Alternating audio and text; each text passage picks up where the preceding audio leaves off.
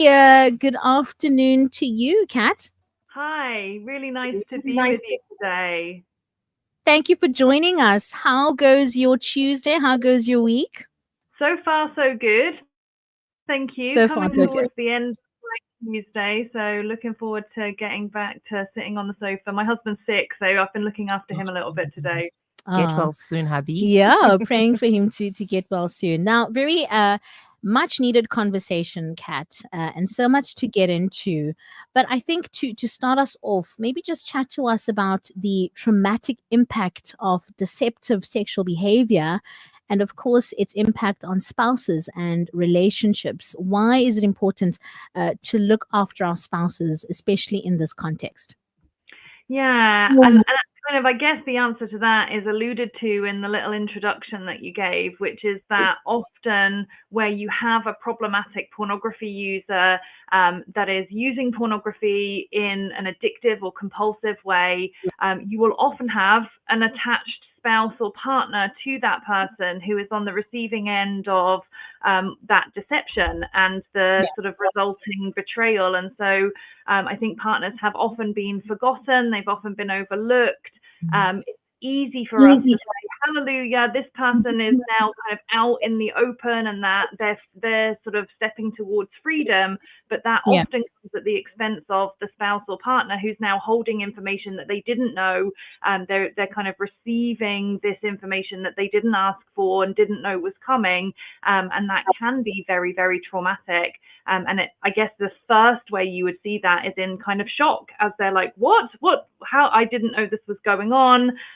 Maybe there's been opportunities to talk about that have been missed. Maybe they've found out and they've confronted their partner in the past. And those opportunities haven't been taken. They are often reeling in the kind of aftermath of discovering this secret. Yeah.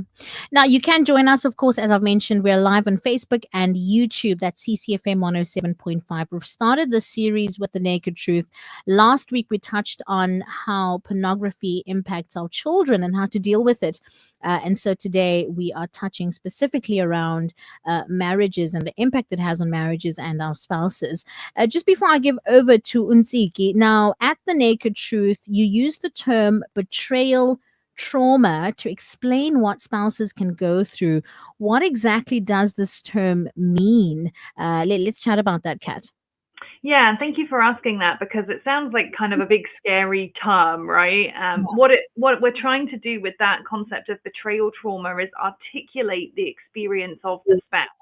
And for those people, which are about 70 to 76%, according to the research, who experience this as a traumatic betrayal, it's an articulation of the fact that those symptoms, those experiences look very similar to post-traumatic stress disorder as you would see it present in other traumatic circumstances.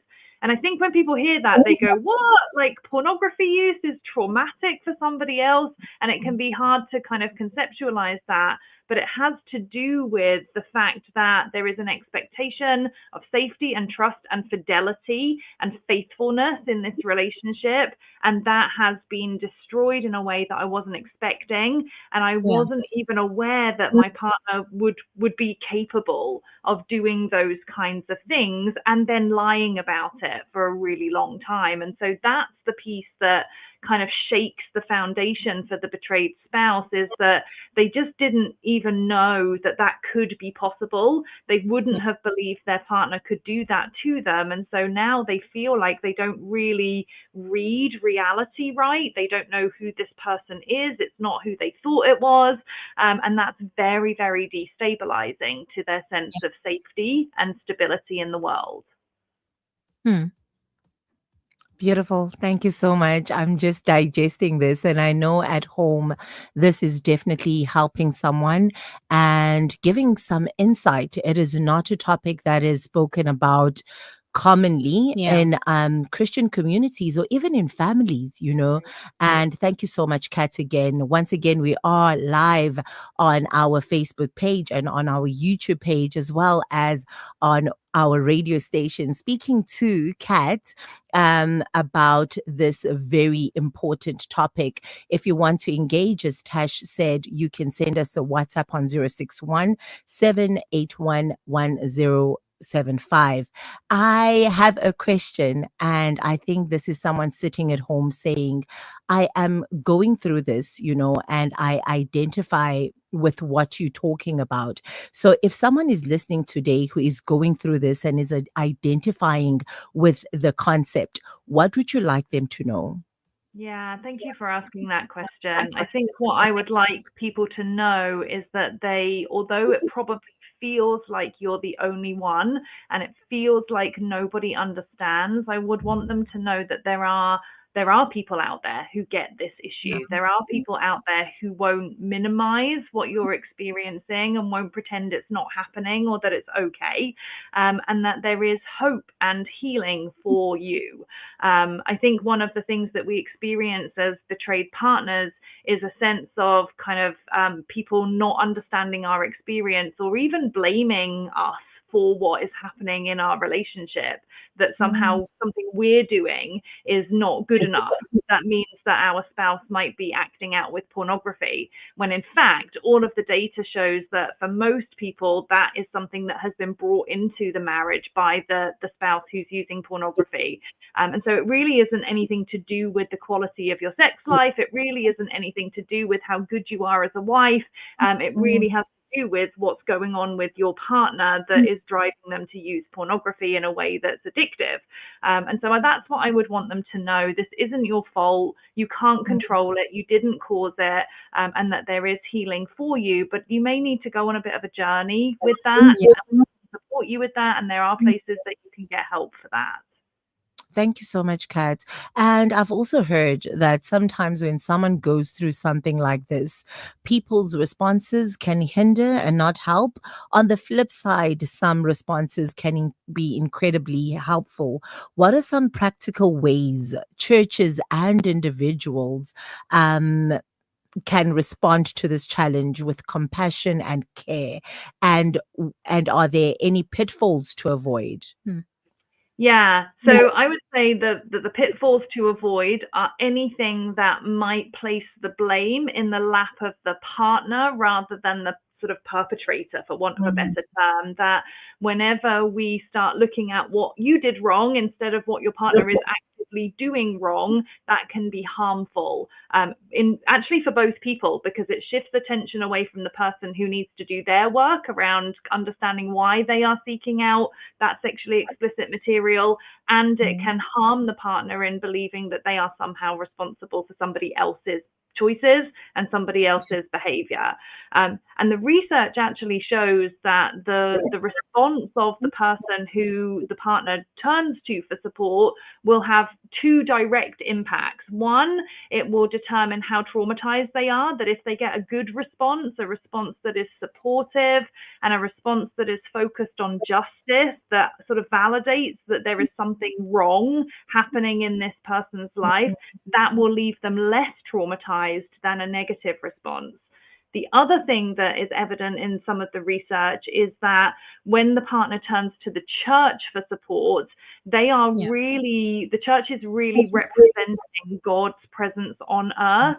And so a negative response from the church will directly impact the way that that person is able to relate to God from that point forward. And so I don't want anyone listening to this to feel frightened by that, because there are lots of ways that you can be imperfect in that and still do a really, really good job. But I do want people to understand that it really matters what we say first. So we want the first responses to be compassionate. We want them to highlight justice rather than rushing to forgiveness or reconciliation, or that's a conversation that may need to happen, but it doesn't need to happen on the very first day. And so I would want people to show up for partners in a way that is deeply compassionate, that sees that they are collateral damage in somebody else's story, and that really just offers them friendship and compassion and support in those early days. Thank you so much. This is definitely helping someone. In closing, are there any books or resources you would recommend for spouses or even those supporting spouses who are going through this? And do you have any scriptures to encourage us today? Yeah, thank you again for asking that. So I'm on the board with an organization called APSATS, which is the Association for Partners of Sex Addicts Trauma Specialists. And we are an organization that train and certify practitioners to work with this issue in a way that is trauma informed and trauma sensitive. And so I would say if people are looking for support, that's a good place to start. They can find practitioners who might be able to work with them. And there are loads of really great resources through APSATS. We also have loads of resources ourselves. We have webinars that kind of unpack these ideas and support partners. And so that would be a good place to start, because partners read a lot of books, but actually we want to prevent them from having to do that by collecting the best of those materials. In terms of scriptures, I did actually want to just share something that has been encouraging me recently, and that I think really speaks to the experience of a betrayed partner.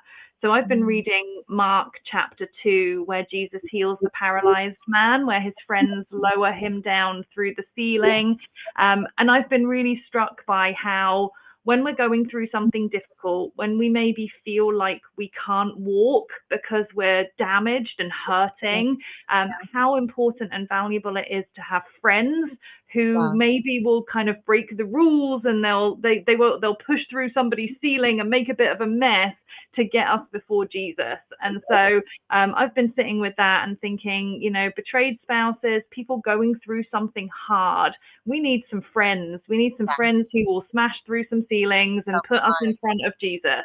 And so I just wanted to encourage you that there are people out there who can be friends to you in this process, and who will smash through those ceilings on your behalf when maybe it feels like you can't walk.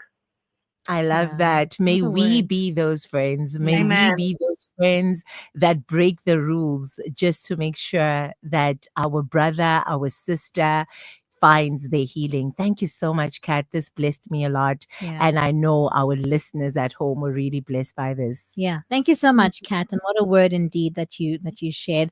We've just got a few comments very quickly before we say bye. Roslyn on Facebook saying, good afternoon. The church never speaks about this. And it's something, or rather it is sometimes really frustrating. If you speak about sex, then no one is willing to listen to you.